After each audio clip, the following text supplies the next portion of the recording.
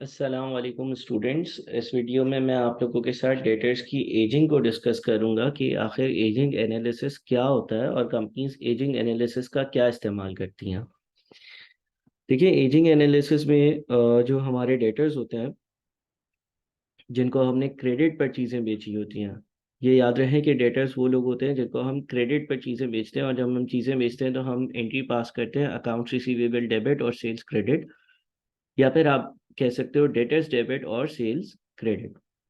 Ageing analysis में आप ये देखते हो कि मुख्तलिफ जो आपके कस्टमर्स हैं, फॉर एग्जांपल यहाँ पर मैंने कहा है ए बी सी एक मेरा कस्टमर है, डी एफ दूसरा कस्टमर है, जी एच आई तीसरा कस्टमर है और जे के एल चौथा कस्टमर है।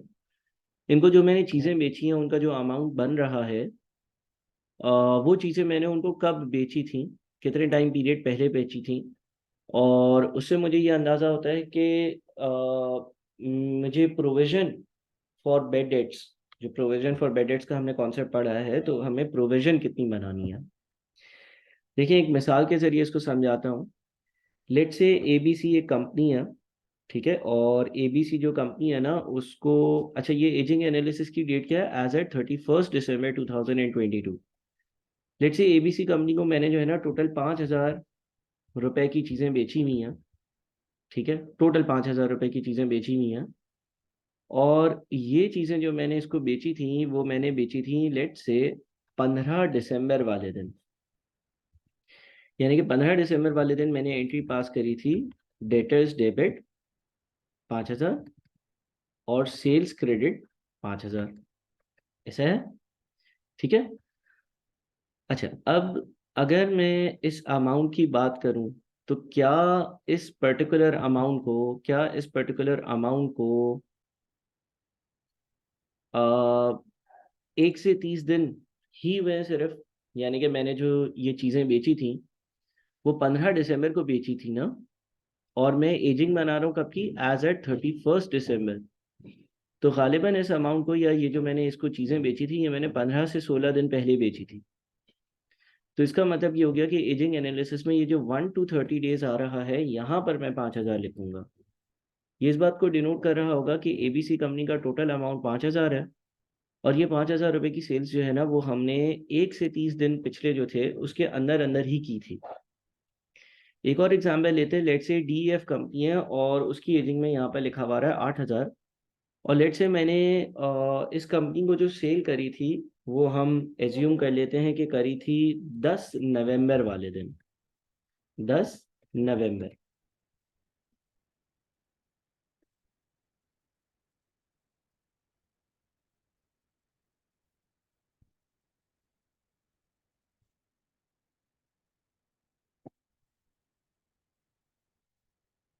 ठीक है जी। और 10 नवंबर वाले दिन जब मैंने इसको सेल्स करी थी तो मैंने एंट्री पास की थी डेटर्स डेबिट 8,000 और सेल्स क्रेडिट 8,000। सही है। यानी कि इसका मतलब ये हुआ कि यार ये डीईएफ से जो 8,000 रुपये मुझे 31 दिसंबर 2022 को लेने हैं। अच्छा, ये याद रहे मैं डेटर्स के बैलेंसेस लिख रहा हूँ एज एट 31 दिसंबर, यानी कि ये सारा अभी भी रिसीवेबल है साल के आखिर में। तो मैं ये कहूँगा कि इनसे मुझे अभी भी जो है ना वो 8,000 रुपये लेने हैं, और इनको मैंने सेल्स करी थी 10 नवंबर को। अब अगर 31 दिसंबर से रिवर्स में दिन काउंट करते हो तो तकरीबन तकरीबन 50 दिन पहले सेल करी थी, यानी कि वो 31 से 60 की कैटेगरी के बीच आता है। तो यहाँ पर मैं लिख दूंगा 8,000, यानी कि डी एफ से 8,000 रुपये लेने हैं, और ये 8,000 रुपये अब तकरीबन 31 और 60 डेज के बीच के टाइम पीरियड पुराने हो गए हैं। इसी तरह से जीएचआई की बात करते हैं। लेट से एक और कंपनी है हमारे पास जीएचआई, और ये तो हमने एबीसी कर दिया, ये हमने जो है वो डीईएफ कर दिया। अब जो है हम जीएचआई की बात करते हैं।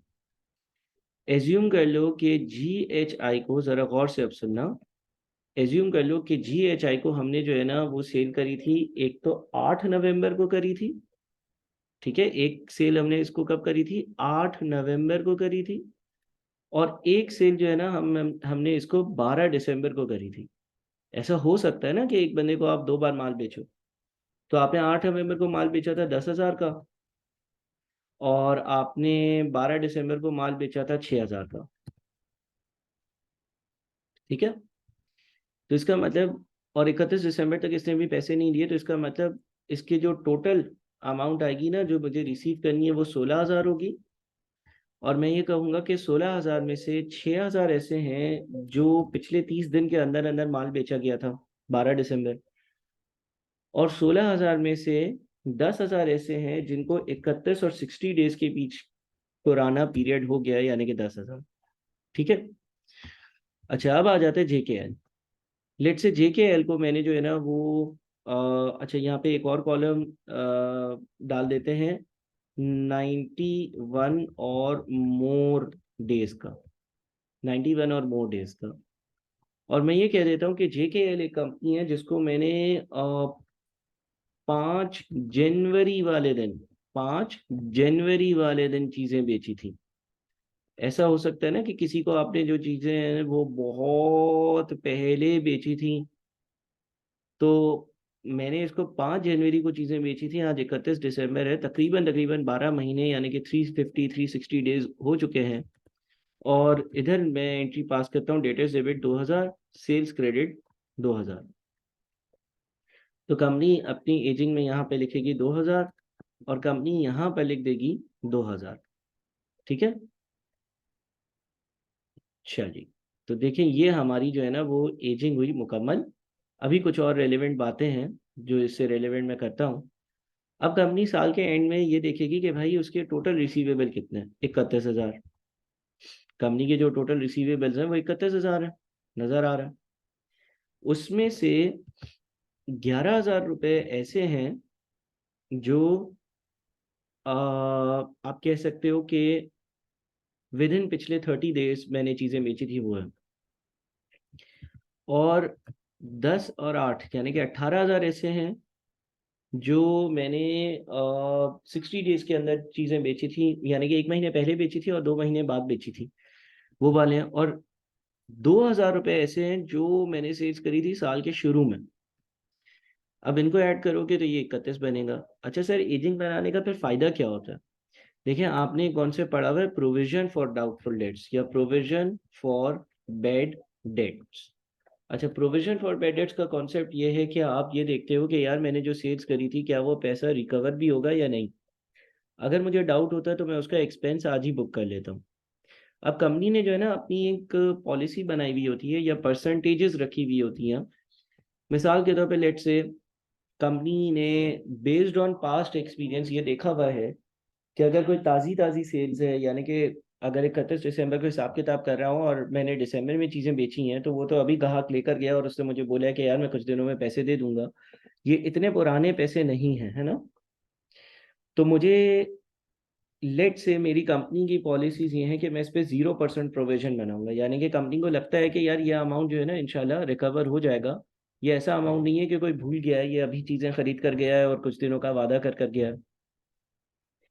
लेट से कंपनी ने फिर दूसरी कैटेगरी देखी और कंपनी ने ये देखा कि यार जिन लोगों को हमने 1 महीने पहले उधार दिया था, और यानी कि नवंबर के महीने में उधार दिया था, 31 से 60 डेज का मतलब ये हो गया कि दिसंबर वाले रिसीवेबल्स नहीं होंगे इसमें बल्कि नवंबर वाले होंगे।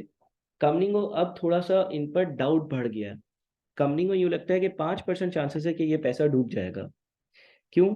क्योंकि किसी का अगर रिसीवेबल पुराना होता रहता है ना, तो वो बात फिर बंदा भूलता रहता है, और जब बात बंदा भूलता रहता है तो एक वक्त ऐसा आता है कि शायद वो पैसे रिसीव ना हो या रिसीव नहीं होंगे, इसके चांसेस बढ़ जाते हैं। बहरहाल ये परसेंटेजेस जनरली आपको सवाल में दी हुई होती हैं। हाँ, हायर लेवल पर यानी कि आप बहुत ही अगर डिटेल में अकाउंटिंग की स्टडी करते हो तो अब फिर आपको ये परसेंटेज कैलकुलेट करना सिखाई जाती है। एनीवेज, और लेट से कंपनी का ये कहना है कि अगर किसी को मैंने जो है वो अक्टूबर में चीज़ें बेची होंगी, यानी कि 61 to 90 डेज वाली कैटेगरी, कंपनी का ये कहना है कि भाई हमें यूँ लगता है कि उसमें से 10% पैसा नहीं आएगा। और जिसको हमने 91 डेज या उससे ज़्यादा पहले चीज़ें बेची थी, यानी कि 3 महीने या 4 महीने या 5 महीने या 6 महीने या 7 8 9 10 12 11 महीने का उधार हो गया है किसी पर, कंपनी को यूँ लगता है कि लेट से 40% चांसेस हैं कि ये पैसे हमें नहीं मिलेंगे। देखिए, मिल भी सकते हैं। अगर किसी को मैंने जनवरी में चीज़ें बेची थी, वो आ जाए और बोले भाई ये लो पैसे, तो मैं एंट्री पास कर लूँगा बैंक डेबिट और डेबिट क्रेडिट। लेकिन अभी तो हम प्रोविजन के कॉन्सेप्ट पर है। प्रोविजन का कॉन्सेप्ट ये कहता है कि उधार जितना पुराना होता रहेगा उतना उसको रिसीव करना मुश्किल होगा। तो अगर मुझे प्रोविजन कैलकुलेट करनी होगी तो प्रोविजन कैसे कैलकुलेट होगी, ज़रा गौर से देखिएगा।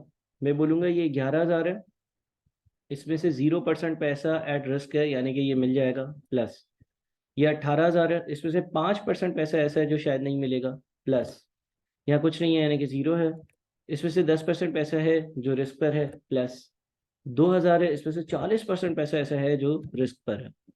तो आपने अपनी 1,700 रुपये की प्रोविजन बना ली, रेलेवेंट वैल्यूज़ को उसकी रेलेवेंट परसेंटेजेस से मल्टीप्लाई कर कर, और ये आपकी प्रोविजन होगी जिसकी आप अपने पास एंट्री पास कर लेते हो। अगर लेट से ये पहला साल है तो profit and loss account debit और प्रोविजन फॉर बेड डेट्स का अकाउंट क्रेडिट। अब ये एंट्री कैसे पास करी, इसके पीछे क्या लॉजिक है, वो आपने प्रोविजंस के चैप्टर में पढ़ा होगा। अच्छा, प्रॉफिट एंड लॉस अकाउंट में क्या होगा, प्रॉफिट एंड लॉस अकाउंट में एक्सपेंसेस जो है ना, एक्सपेंसेस उसमें ये 1,700 नजर आ रहा होगा। अच्छा, स्टेटमेंट ऑफ फाइनेंशियल पोजीशन यानी कि बैलेंस शीट में क्या होगा, बैलेंस शीट पे आपके पास डेटर्स पहले तो नजर आ रहे होंगे टोटल अमाउंट पर। डेटर्स नजर आ रहे होंगे आपके पास 31,000 पर, और डेटर्स में से लेस हो रहा होगा प्रोविजन फॉर बेड डेट्स, और प्रोविजन फॉर बेड डेट्स जो होगा वो 1,700 होगा। तो हमारे पास जो है ना वो नेट ये आंसर जो है ना वो 29,300 बन रहा होगा। ठीक है जी। तो ये हमने कुछ एजिंग एनालिसिस को डिस्कस किया है, उम्मीद है आपको डिस्कशन में से फ़ायदा होगा। Thank you.